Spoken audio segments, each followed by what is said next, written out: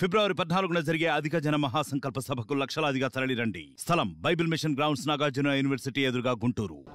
ఎన్నికలు సమీపిస్తున్న వేళ ఉమ్మడి రాజధానిగా హైదరాబాద్నే మరోసారి కొనసాగించాలనే అంశం తెరపైకి వచ్చింది. దీనిపై వ్యాఖ్యలు చేసినటువంటి మాజీ ఎంపీ వైవి సుబ్బారెడ్డి ప్రస్తుతం మనతో పాటు ఉన్నారు. సార్, ఎందుకు ఎన్నికలు సమీపిస్తున్న తరుణంలో మళ్ళీ ఉమ్మడి రాజధాని అంశాన్ని తెరపైకి తీసుకొచ్చారు? ఎన్నికలు వాటి దృష్టిలో పెట్టుకొని నేను చెప్పలేదు. రాజధాని విభజన అప్పుడు నేను 2014లో లోక్సభలో సభ్యుడిగా ఉన్నా కాబట్టి అప్పుడు సభలో 14కు ముందు విభజన సమయంలో ఏం జరిగింది అనేది తెలుసు కాబట్టి అప్పుడు 10 సంవత్సరాలు కంబైన్డ్ క్యాపిటల్గా హైదరాబాద్ నగరాన్ని చెప్పారు.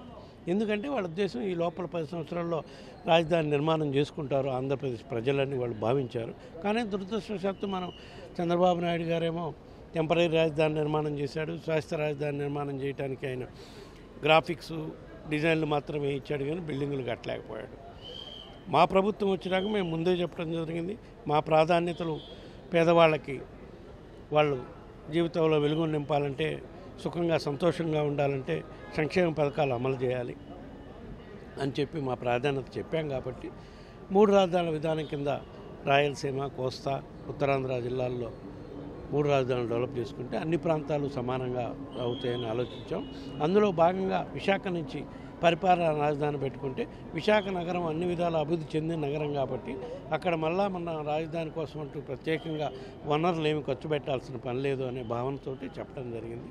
ఇప్పుడు కూడా మా ప్రభుత్వం చాలా చిత్తశుద్ధితోటి విశాఖ నుంచి పరిపాలనా రాజధాని చేసి ఇక్కడి నుంచి పాలన కొనసాగించాలని మా అడుగులు ముందుకు వేసే కార్యక్రమం జరుగుతుంది. సుబ్బారెడ్డి ఈ మాట మాట్లాడిన తర్వాత తెలుగుదేశం పార్టీ నుంచి ఒక వెర్షన్ వస్తుంది, ఎక్కడా కూడా రాజధాని నిర్మాణం అనేది 3 రాజధానుల్లో ఏ ప్రాంతంలో జరగలేదు కాబట్టే మళ్ళీ హైదరాబాద్ను కొనసాగింపు చేయాలి అనే వాదన తెరపైకి తీసుకొస్తున్నారు అనేది వాళ్ళు మాట్లాడారు. నాకు ఆ ఉద్దేశము లేదు. నేను ఇప్పటికీ చెప్తున్నా కదా, విశాఖ పరిపాలనా రాజధానిగా ఎట్టి పరిస్థితుల్లో చేస్తాము.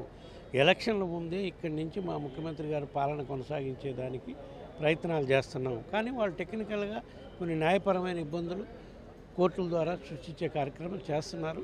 బట్ అవి న్యాయస్థానాల మీద మాకు అపారమైన నమ్మకం ఉంది. తప్పకుండా వాటిని అధిగమించి త్వరలోనే ఇక్కడి నుంచి పాలన కొనసాగిస్తామని చెప్తున్నాం. సుబ్బారెడ్డి ఆల్రెడీ లోక్సభ సభ్యుడిగా పనిచేశారు.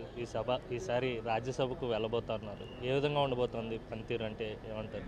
తప్పకుండా లోక్సభలో ఏ విధంగా అయితే రాష్ట్ర ప్రయోజనాలు కాపాడటానికి పోరాటం చేసి అవసరమైన మేరకు రాష్ట్ర ప్రయోజనాలు కాపాడటం కోసం పదవికి కూడా త్యాగం చేశాం, రాజీనామా చేశాం. ఇప్పుడు కూడా అదేవిధంగా రాజ్యసభ అయినా సరే రాష్ట్ర ప్రయోజనాలు కాపాడటానికి, రాష్ట్రానికి అవసరమైన నిధులు సేకరించడానికి, అభివృద్ధి కార్యక్రమాలకి తోడ్పాటుకి కేంద్ర ప్రభుత్వంపై తప్పకుండా ఆలోచనలు చేసి ఒత్తిడి తీసుకొచ్చి సాధించుకునే కార్యక్రమే చేస్తారు. చివరిగా ఒక విషయం, మంత్రి గుడివాడ అమర్నాథ్ వంటి నేతలకు టికెట్ కేటాయించకపోవడం, ఇంకా ఎక్కడ స్పష్టత ఇవ్వకపోవడాన్ని ఏ విధంగా చూడాలి? కసరత్తు ఇంకా పూర్తి కాలేదా, అవుతా ఉందా? నడుస్తున్నాయమ్మా. గుడివాడ అమర్నాథ్ కానీ ఇంకొకరు కానీ పార్టీ అప్పచెప్పిన బాధ్యతలు నెరవేర్చేదానికి వాళ్ళు సిద్ధంగా ఉన్నారు. దాంట్లో భాగంగానే పార్టీకి ఎలక్షన్స్లో వాడుకునే ఆలోచనలో కొంతమందిని గౌరవ ముఖ్యమంత్రి జగన్మోహన్ రెడ్డి గారు కొన్ని బాధ్యతలు అప్పటని చెప్పింది. మరీ ముఖ్యంగా అమర్నాథ్కు సంబంధించిన అయితే అమర్నాథ్ మా కుటుంబ సభ్యుడు లాంటి, అంత చిన్న వయసులో కూడా అమర్నాథ్పై ఉన్న అభిమానం, ప్రేమ ఉండబట్టే గౌరవ ముఖ్యమంత్రి గారు ఆయన మంత్రి పదవికి ఇచ్చి గొప్ప స్థానంలో కూర్చోబెట్టాడు. ఇప్పుడు కూడా రాబోయే ఎలక్షన్స్లో ఎక్కడన్నా అవకాశం ఉంటే తప్పకుండా అమర్నాథ్ని ఎలక్షన్ నిలబెట్టే కార్యక్రమం చేస్తాం.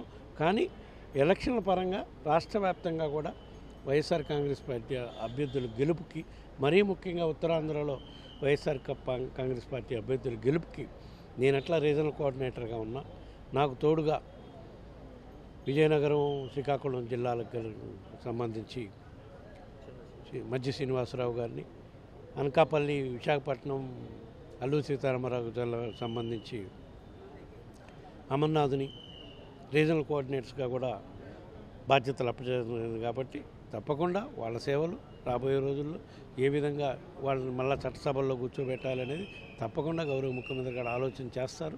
చేసి వాళ్ళకు సముచితమైన స్థానం కూడా కల్పించడం జరుగుతుంది. Thank you very much.